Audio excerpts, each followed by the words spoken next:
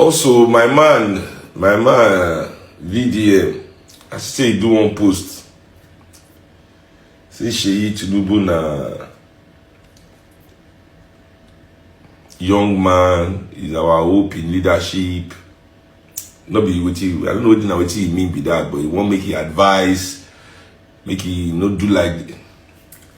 And without me and VDM, we discuss that one on the side. But from that video, what me I realize say many of them actually believe say una no pass our politicians. Not to say you get what you wanna know for this life, we don't know, we Akpabio don't know, we Tinubu no know. Now really believe say this una Instagram, this say they show una some levels of this world where those men no they involved, where those men no they see. Una think that is true. That's the most stupid thing you people are thinking. Una think say you get one thing we una know, where our politicians no know. That's a stupid thinking. That means they don't understand the meaning of oppression. They don't understand. That's why I feel they do the enemy of my enemy is my friend. And I don't tell that thing before, because your oppressor is more than is not an enemy. Is more, see, enemy they here. Your enemy is here. Your oppressor is here. You don't even see him. You say you don't take the just scale. Oppressor don't even take the scale again. See, enemy here. People you call your enemy, they are here. Your oppressors are out of the scale.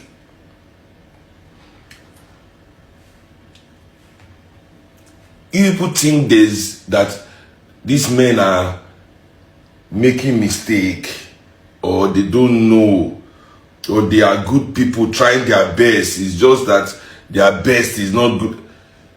Are you people dumb? Are you dumb?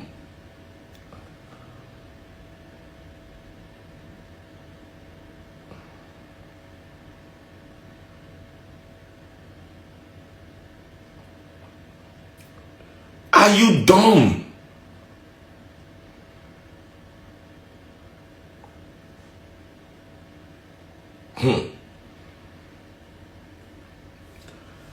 I'm sorry to inform all of you, if you are still thinking like that whatever is happening in Nigeria is deliberate, well thought through, well planned. If nothing say 200 million people just sit down every day and they don't know what to do about their life, if nothing say now this thing is a mistake, say now, you know, I don't understand. I don't know the kind of planning, the kind of effort that goes into keeping our nation calm and quiet. I don't know how much, the amount of meetings. See, that's why they tell us, say, now must organize yourself. Do you know how many meetings these men hold in a day to keep Nigeria the way Nigeria is? She una know how many meetings a day these men hold to continue what they are doing, to organize it well, to make it tight, to make sure that you not see, to pick the next people. They are thinking ahead of all of you. They are miles ahead of you in organization. They are miles ahead of you in thinking and planning. You never even organize. That's why some stupid Africans can be here supporting some military dictators in Sahel Africa. I didn't talk. I will not stop, because that thing must still burst. And when he burst, they have to tell and say, I told you so. I told you so. The most important man in Africa today is Julius Malema. Some boys from America, some Russian, they do earn your leisure. They say the most important man in Africa today is Ibrahim Traore. Not lie. Ibrahim Traore, who is a product of the oppressive military of Burkina Faso, cannot be the most important man. Except he put that uniform. Yes, when he put that uniform, I'll come begin to take her serious. But as long as he has that uniform on, now will be farm boys. If they see the good in Seyi Tinubu, if they see the good in Bola Tinubu, they see the good in Wike, people can see the good in anything. I know you are Christians and Muslims. I believe in you. There's no way you will not see the good. That's why you are Christians and Muslims. Because your God gonna see the good in you, even though you keep person every week. You still go ask forgiveness. There is good in you, in the eye of your God. Even though they thief every day, they rape women, they kill people, there's good in you. So I know say on myself, must they see good where good no day. Miraculous good. Me and they see those kind of good. One guy he tell me, two people don't tell me compare this Ibrahim guy. One first say, she be Thomas Sankara na military man.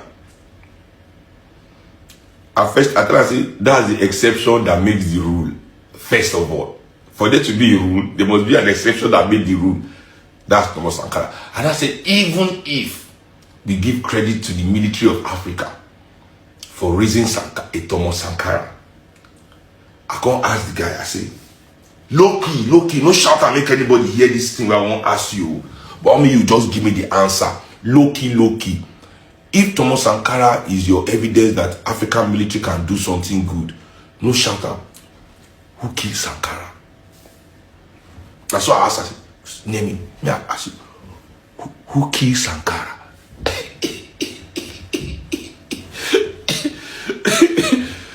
Another one asked me, say, she be Fidel Castro, a military man, military. Yes.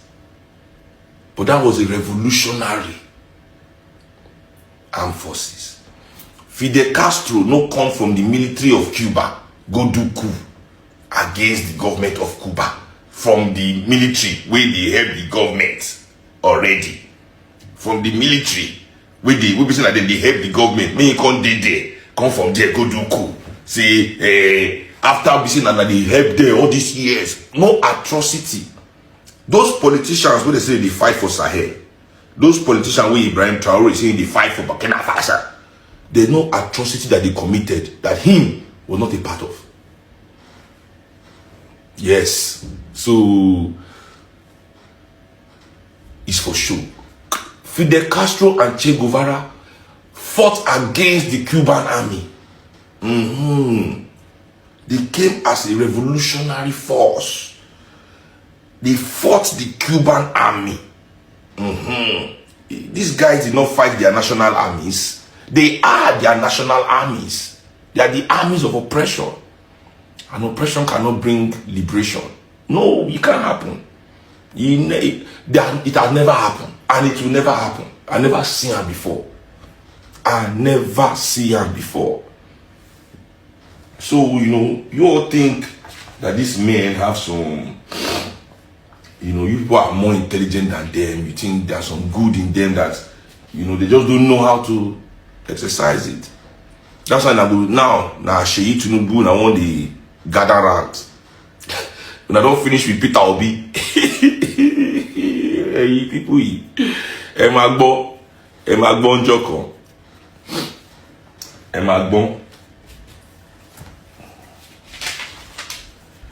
So military people don't go for the Ikejagoshi. Everybody make news is everywhere in the news. And they see her for news. See what the everybody is surprised.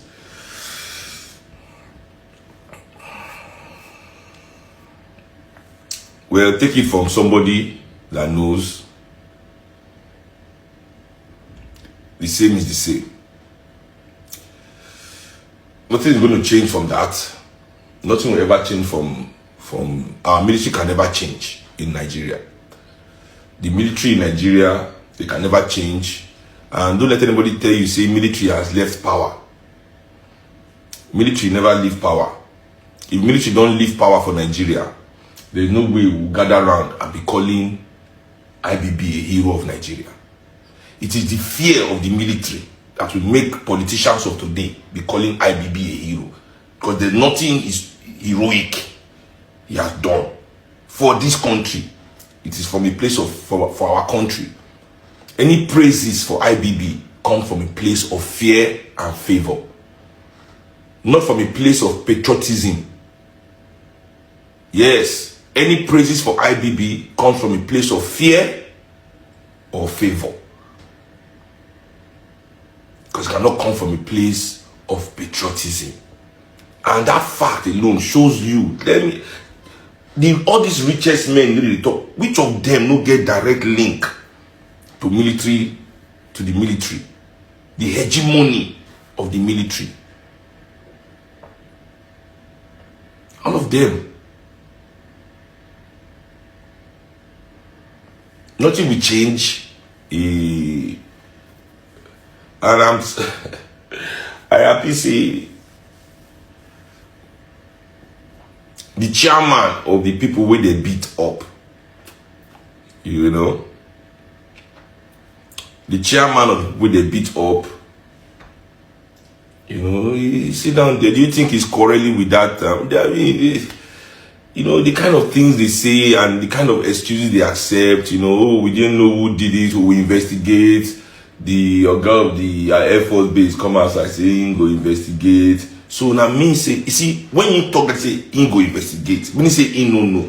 If Nigeria is a country way serious, before he stand up for that place, now he's supposed to lose that job. Because he's trying to say, as the officer in command of one of our most sensitive Air Force bases, that Air Force base waiting for Ikeja is one of the most sensitive Air Force bases in Nigeria. In fact, the most, if it's not the prominent one, you know. I saw trucks, military trucks in the video. I saw guns. See, by those two things, anybody will get any idea for military, you know, must go through procurement. You know, they allow military people carry gun inside barrack, they walk around. To take your gun, you must sign, person must release them. Yes, guns are in the armory. For everybody to go take their gun, person must sign them, person must release them. Except they think everybody for Nigeria are full. For cars to be taken out, those cars not be for flenjo, not be for personal enjoyment, it's not for going to visit girlfriend. Those are official military war, those are vehicles of war. Yeah, official military vehicles. They don't leave barrack except to get where they go. I no get where they go except Oga give command to let them know where they go.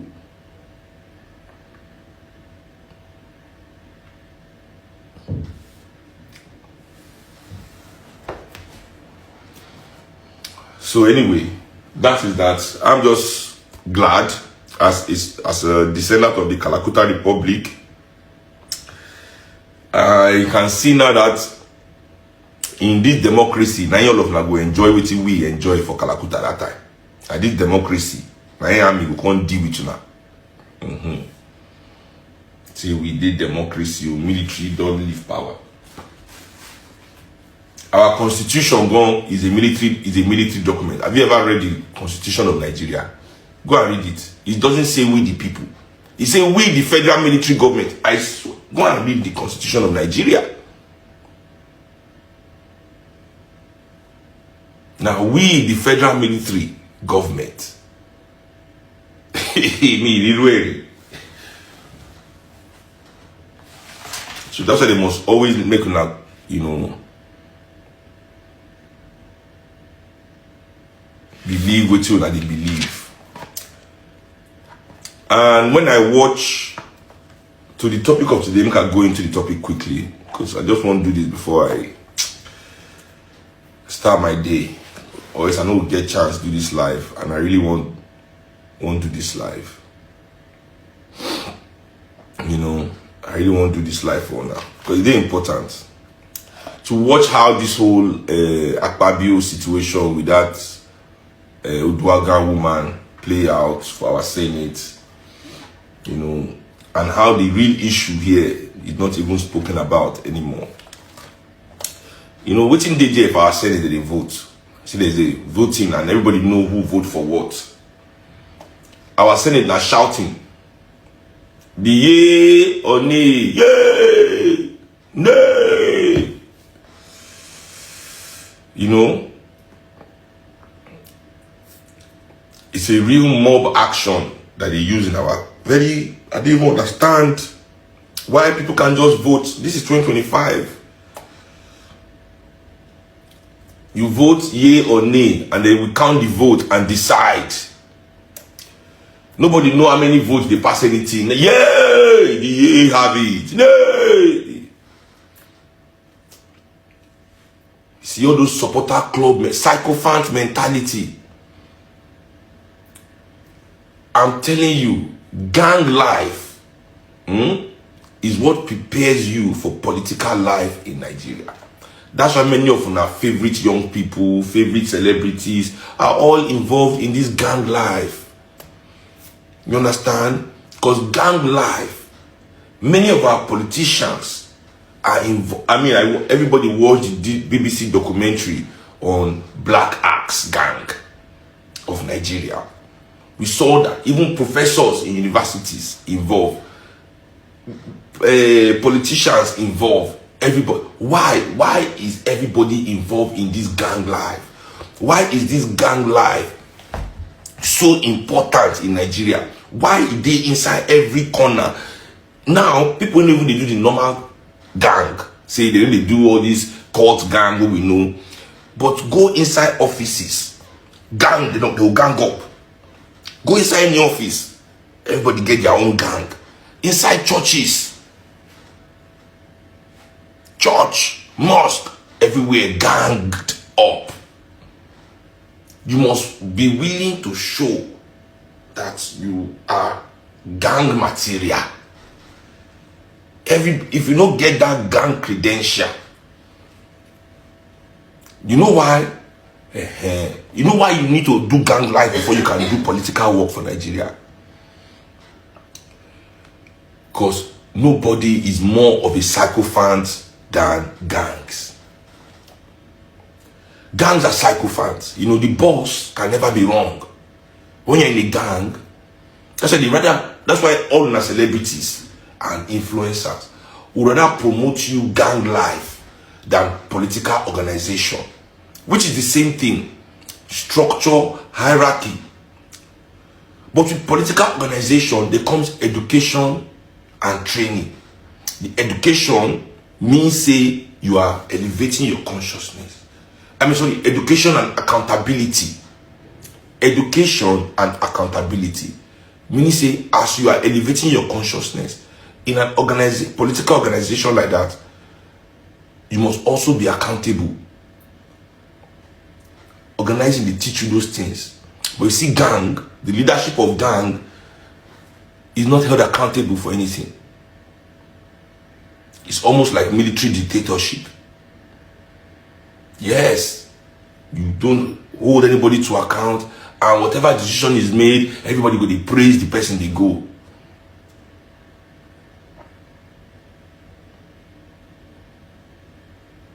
Hence, people are more invested in gang organization than political organization, because the gangsterism of Nigerian political education trains you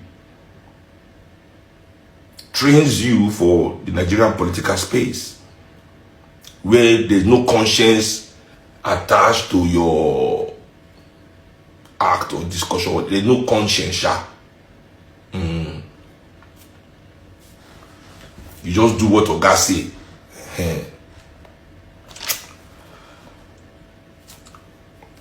Because the real issue, I want to know that, you know, our Senate, they are behaving like a bunch of gangsters. The Senate is behaving like a bunch of, you know, gang men and women, in my own opinion. Yes. At least Nigeria is free enough. At least Nigeria is still free now for us to still have opinion. Because very soon, when they go, they will soon criminalize opinion.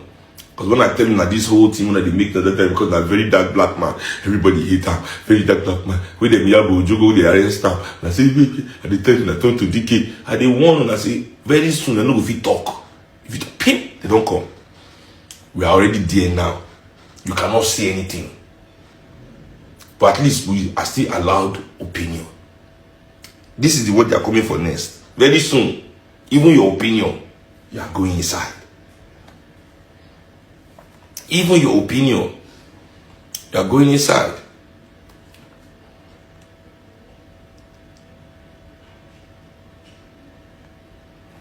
You know,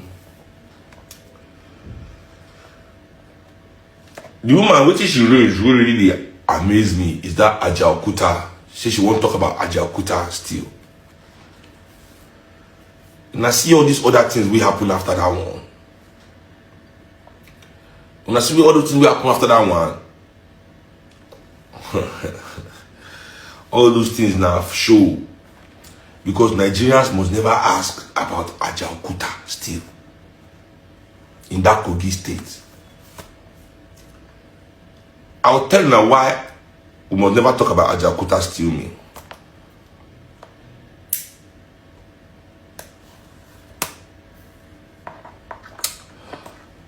When I know, say for Nigeria, food is very expensive.